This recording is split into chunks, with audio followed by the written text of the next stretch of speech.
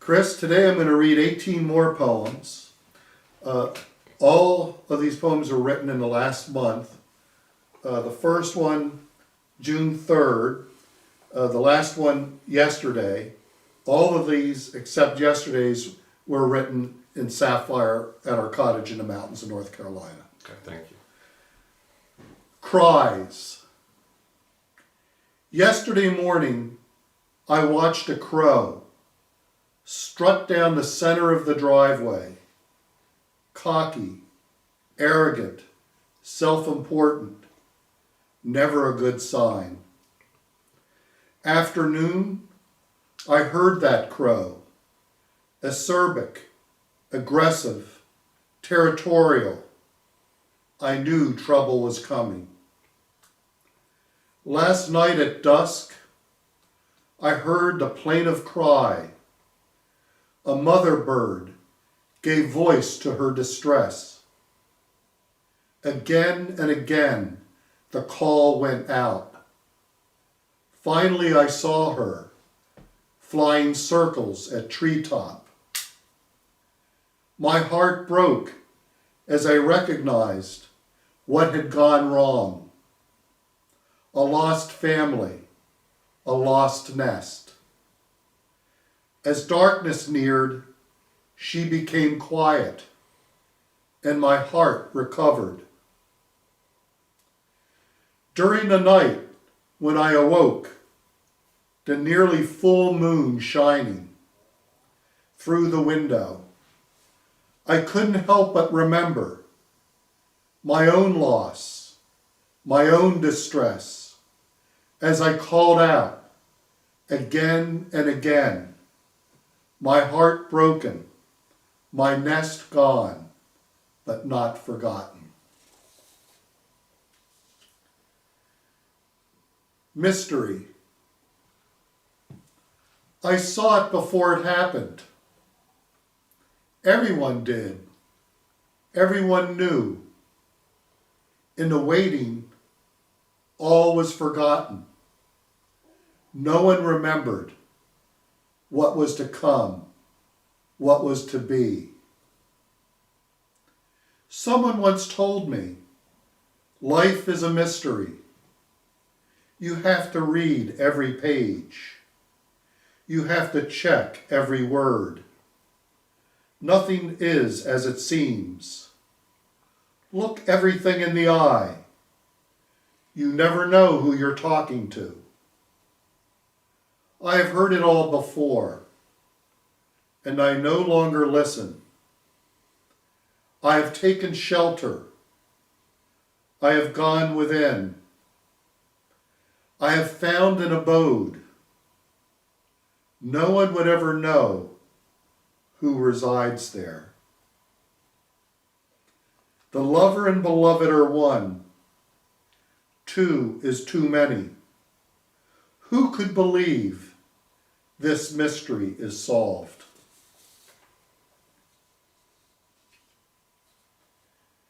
Patient. Last night, the moon passed full. I waited for you. There was a difficulty.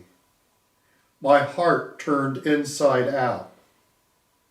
How does this happen?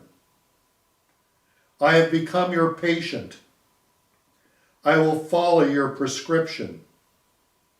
You must advise me how much to take, as my days are shorter now and the nights longer.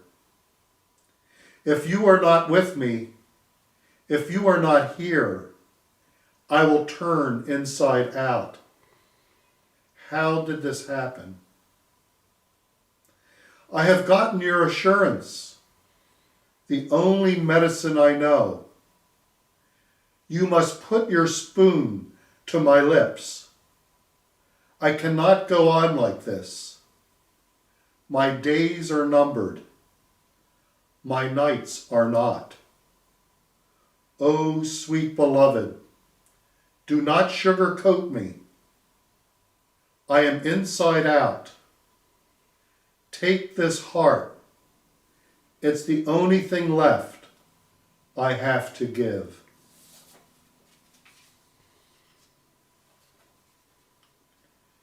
Patience.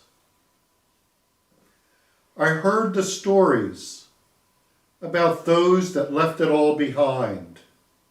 Family, work, all that they knew. They wandered off to jungles, mountains, far off places. Why did they go?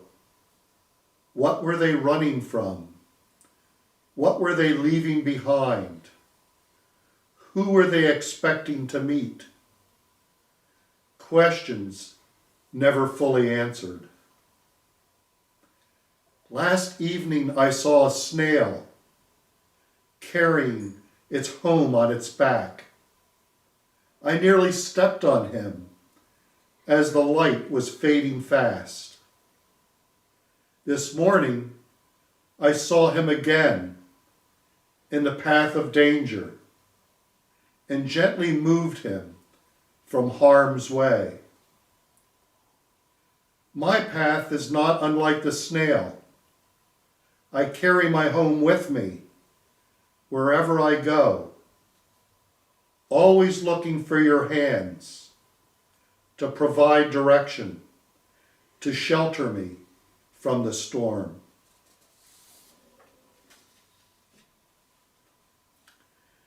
Lover's leap. How many times have I leaped into this, into that, again and again, only to find you have caught me, saving me from myself. I suppose I am more cautious now. You know the old expression, look before you leap. Only I have stopped looking, as there is nothing left to find. I've walked on the edge, though none but you would know. I have been so very clever at hiding my tracks. Did you know I was about to jump? Thoughtless, mindless, heedless, my heart up my sleeve. You are my net, my safety, and the goal.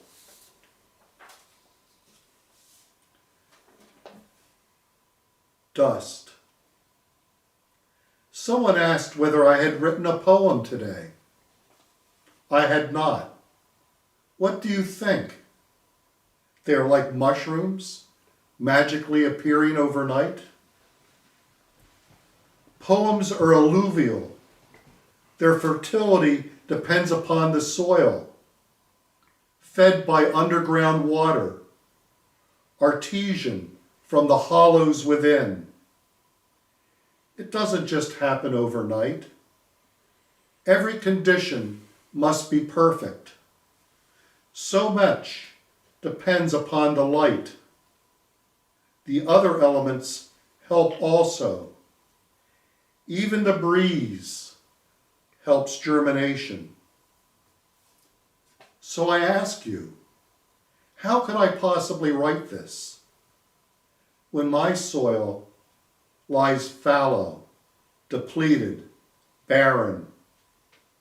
Can dust move of its own accord?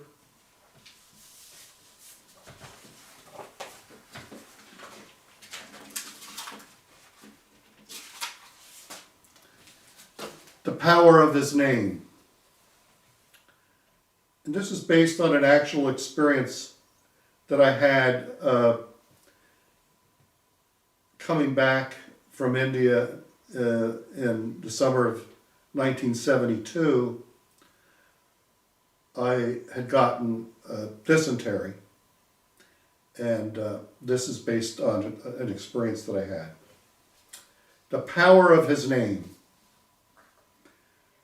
I saw a ghost, an apparition, standing at the foot of my bed, his scythe glinting in the dim light, held high above his head. I could not even say your name. So weak I could not even whisper. The reaper saw his advantage. Grim was his visage. The more material he became, the lesser I became. I was slipping away. It took everything I had to be able to visualize your name. 4 letters appearing before my sight. Slowly, those 4 letters took hold, and I was able to whisper your name. Gradually, a momentum was building until finally I could say your name out loud. I watched the Grim Reaper dissipate, that phantom diminish, then disappear. Never doubt the power of his name. This world is nothing. This world is nothing but a fun house of mirrors. There is nothing here. Everything you see is a lie. Everything you see is a dream. No matter how enchanting, no matter how beguiling, it is all a lie. It is all a dream. This world is nothing but a fun house of mirrors, distortions and contortions. Do not be fooled by what you see. Do not be fooled by what appears before you. This world is a madhouse. All is without substance. All is a grand show. All is a vacant dream. There is nothing here to see. There is a way out, though few find the way. Be bold, brother, and take his name. Be fearless, sister, and remember him always. Be brave and be happy. Your exit is guaranteed.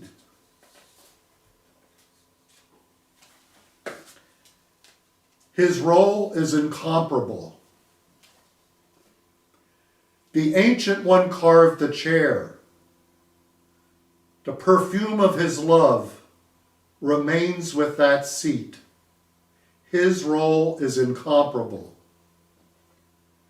Zoroaster opened his mouth. Good thoughts, good words, good deeds manifested throughout the world. As Rama, you shot your arrow into humanity's heart while Sita sat by your side. Krishna surveyed the world with a single glance, never blinking his eyes. He held every heart in his open hands. Buddha bubbled with laughter as he sat alone in the forest. Every creature heard, every human smiled. Jesus took every step, remembering his Father, every footstep for the love of his creation. Mohammed remained hidden. He lit a fire that revealed no smoke. Now you are Meher Baba, the highest of the high. Your glory is yet to be revealed. The Ancient One carved a chair. The perfume of his love remains with that seat. You now occupy that chair. Epic. It is not the number of words, lines, and stanzas. It is not the language, nor the structure or nuance, not even the subject matter, though about this there is always dispute, there is often debate. It is not how damn clever you are, no matter how many bon mots you can sprinkle in. Forget about onomatopoeia and throw syllogism out the window. All other isms also. It is the bare bones that make it move, come alive. It is the flesh and sinew that give it substance. But it is the heart, the ever-beating heart, that makes it epic.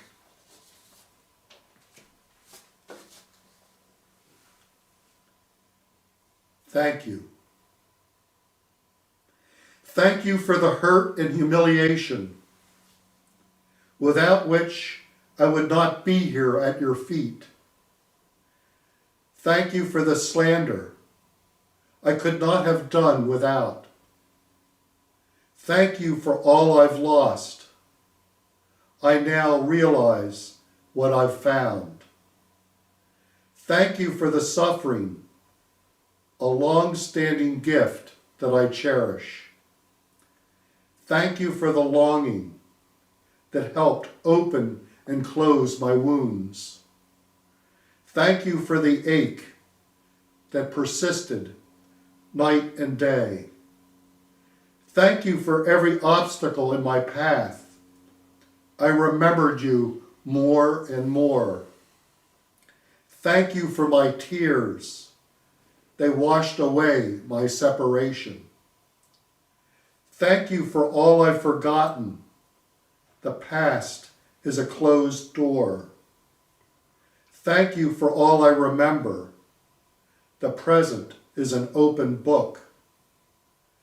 Thank you every moment. Thank you with every breath. Thank you, Meher Baba. Thank you for everything. How can one begin? How can one begin to extol your virtues when they are incalculable and beyond number? O beyond one, and one that is with us also, you are Lord of the abject and miserable. You are Lord of the inconsolable. You have given us solace and comfort. O Lord of the forgotten and unremembered, your breath animates one and all. O mariner's delight and fisherman's friend, you have taken us to the bottom of your ocean. Do not forsake us in the depths. O Lord, who stands between both worlds, you open your mouth, and new worlds come into being. Old worlds are destroyed. O one who stands guardian at the intersection of night and day, you do not awaken anyone until their time has come. O holder of every heart, set fire to this scrap of paper. Your instructions have been followed. O arbiter of every right and wrong, come forth and judge me, whether I have named just one of your virtues. For whoever can do so, the one who never sleeps, will call his own. Before you fly away, I have watched the suffering heart flutter, then fly away. Oh, where are you, little bird of pain? I hear your voice in the pastel dawn. It echoes my own secret heart. This duet stills and stops me. I cannot help but listen. O music, reveal thyself. I register every note, every octave. Please acknowledge me before you fly away. Without you, there is no music. There is nothing left except to remember you and the song you left behind. Now this next one has a very interesting backstory, and then there's a post story. So I will just begin before the poem with how this poem came to being. I had a dream during the middle of the night, a very vivid dream, where I was looking at a piece of paper with my handwriting on it, like what happens when I write the poem. But I was still asleep and I see it. The only problem is I couldn't make out any words. It was as if I didn't have my glasses on. They were all blurred, except the last word was crystal clear. And it's the title of this poem, Eagle. And then, as I say afterwards, I'll give the post story. Eagle. I see things so clearly. I am looking from the heights. I can see everything and nothing. I soar above all. My eye sees the whole, no matter how big or small. From my vantage, from my view, nothing escapes me. I am forever free, flying, drifting on the all-forgiving wind. The air is my friend, circling, until I see the one thing, the only thing worth looking for. I dive without care. I dive without fear. I dive as if my life depends upon it, my eye on the prize. So I woke up, wrote that poem, all came out in a minute or two. Next morning when I woke up, because that was like 3 or 4 in the morning. When I woke up, Anita always, they're not really official until Anita types them up. That's the beauty. That's nice. Yeah, it is. It's wonderful. So after I typed it up, my daughter Mercy was staying with us.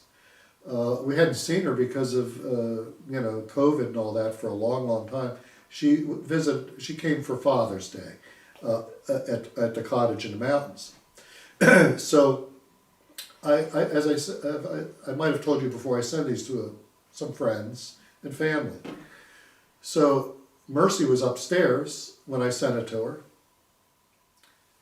and she appeared we have this little opening where you can look down at the floor below, and Mercy said, "Dad, this poem you just wrote." She said, "I have to tell you something." She said, "I just finished reading something in a book called Unsolved Mysteries. And it was about John James Audubon, the famous naturalist, ornithologist. He was also a painter. Right. And he had heard about this eagle that they said was much, much larger than a normal eagle. And he made it a quest of sorts to find this eagle.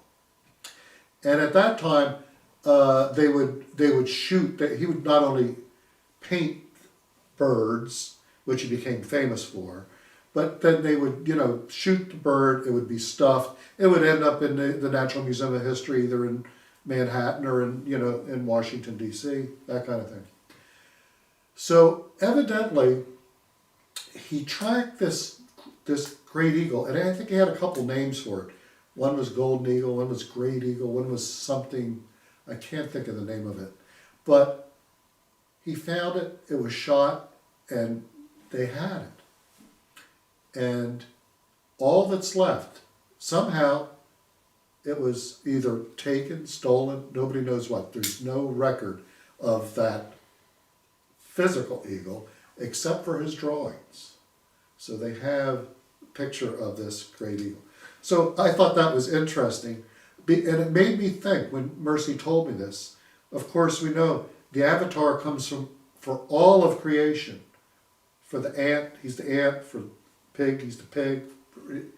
And so the eagle, there has to be an avatar of the eagle. Yeah. Anyway, this next poem, Within My Heart.